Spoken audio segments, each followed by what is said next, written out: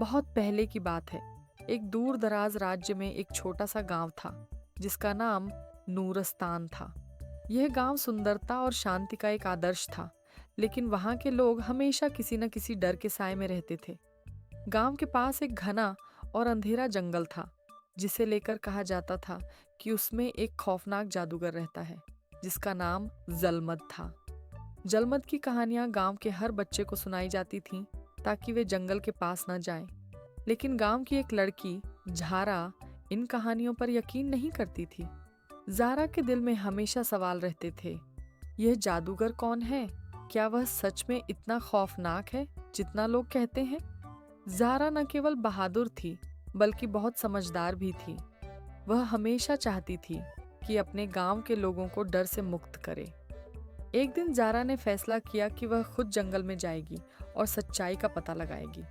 सुबह के वक्त जब गांव के लोग अपने कामों में व्यस्त थे, जारा ने अपना छोटा सा थैला तैयार किया जिसमें कुछ खाने पीने की चीजें और एक दीपक रखा और चुपचाप जंगल की ओर चल पड़ी। जंगल में कदम रखते ही ज़ाहरा ने एक अजीब सी खामोशी महसूस की। पेड़ों की शाखाएं इस तरह आपस में जुड़ी हुई थीं कि सूरज की रोशनी मुश्किल से जमीन तक पहुंच पाती थी। हर कदम के साथ जंगल और ज्यादा अंधेरा होता जा रहा था, लेकिन ज़ाहरा के दिल में डर की बजाय उत्सुकता बढ़ रही थी। चलते चलते ज़ाहरा एक झील के पास पहुंची। झील का पानी इतना साफ था कि उसमें आसमान का प्रतिबिंब दिख रहा था। अचानक पानी की सतह हिलने लगी और एक सुंदर मछली उभरी। मछली ने इंसानी आवाज में कहा, ज़ाहरा, तुम यहाँ क्यों आई हो?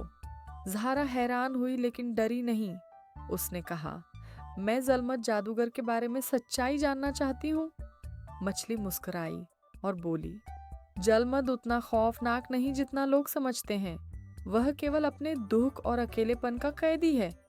लेकिन अगर तुम उससे मिलना चाहती हो तो तुम्हें 3 परीक्षाएं पास करनी होंगी। ज़ाहरा ने तुरंत कहा, मैं तैयार हूँ। पहली परीक्षा धैर्य की थी। मछली ने ज़ाहरा को झील के किनारे एक पत्थर पर बैठने को कहा और कहा कि वह सूर्यास्त तक वहीं इंतजार करे। ज़ाहरा ने धैर्य से समय बिताया और शाम होते ही मछली फिर से प्रकट हुई। उसने कहा, तुमने पहली परीक्षा पास कर ली। दूसरी परीक्षा साहस की थी। मछली ने ज़ाहरा को एक अंधेरे गुफा में जाने को कहा जहां कोई रोशनी नहीं थी। ज़ाहरा ने अपना दीपक जलाया और गुफा में प्रवेश कर गई। गुफा के अंदर डरावनी आवाजें गूंज रही थीं, लेकिन ज़ाहरा ने अपनी हिम्मत बनाए रखी और बिना डर के गुफा के दूसरी ओर पहुंच गई। मछली वहां पहले से मौजूद थी और बोली, तुमने दूसरी परीक्षा भी पास कर ली। तीसरी परीक्षा दया की थी। मछली ने ज़ाहरा को एक पक्षी दिखाया जिसका पंख घायल था। ज़ाहरा ने अपनी चादर का एक टुकड़ा फाड़कर पक्षी के घाव पर बांध दिया। पक्षी खुशी से उड़ गया और मछली ने कहा, तुम्हारे दिल की कोमलता और दया ने तुम्हें आखिरी परीक्षा में सफल कर दिया है। अब तुम जलमत से मिल सकती हो। ज़ाहरा के सामने एक रास्ता खुला जो जंगल के बीच एक पुराने महल तक जाता था। महल के दरवाजे खुद ब खुद खुल गए और ज़ाहरा अंदर प्रवेश कर गई। वहां एक बूढ़ा आदमी बैठा था जिसकी आंखों में दुख और उदासी भरी हुई थी। ज़ाहरा ने पूछा, क्या आप जलमद हैं? बूढ़े आदमी ने सिर हिलाया और कहा, हाँ, मैं जलमद हूँ, लेकिन मैं किसी का दुश्मन नहीं हूँ। मैंने अपनी जिंदगी के दुखों से दूर रहने के लिए इस जंगल को अपना घर बना लिया। गांव वाले मेरे बारे में झूठ बोलते हैं क्योंकि वे मुझे नहीं समझते। ज़ाहरा ने कहा, लेकिन आपने उन्हें अपनी सच्चाई क्यों नहीं बताई? जलमद ने आह भरते हुए कहा, मैंने कोशिश की, लेकिन मेरे शब्दों को कभी कोई नहीं समझ सका। ज़ाहरा ने सहानुभूति से कहा, आपके दिल में जो दर्द है वह आपके चेहरे पर नजर आता है, लेकिन अब मैं गांव वालों को सच्चाई बताऊंगी। ज़ाहरा वापस गांव आई और सभी को जलमद की सच्चाई बताई।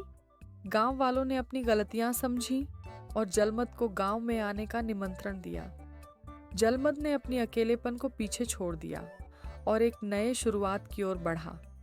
ज़ाहरा की हिम्मत और दया ने न केवल जलमद की जिंदगी बदल दी, बल्कि गांव को भी डर से मुक्त कर दिया। अब नूरस्तान का हर निवासी जानता था कि किसी के बारे में फैसला करने से पहले उसकी कहानी सुनना जरूरी है। यह कहानी हमें सिखाती है कि हिम्मत, धैर्य और दया की ताकत से हम न केवल अपने डर को हर सकते हैं, बल्कि दूसरों की जिंदगी में भी उजाला ला सकते हैं।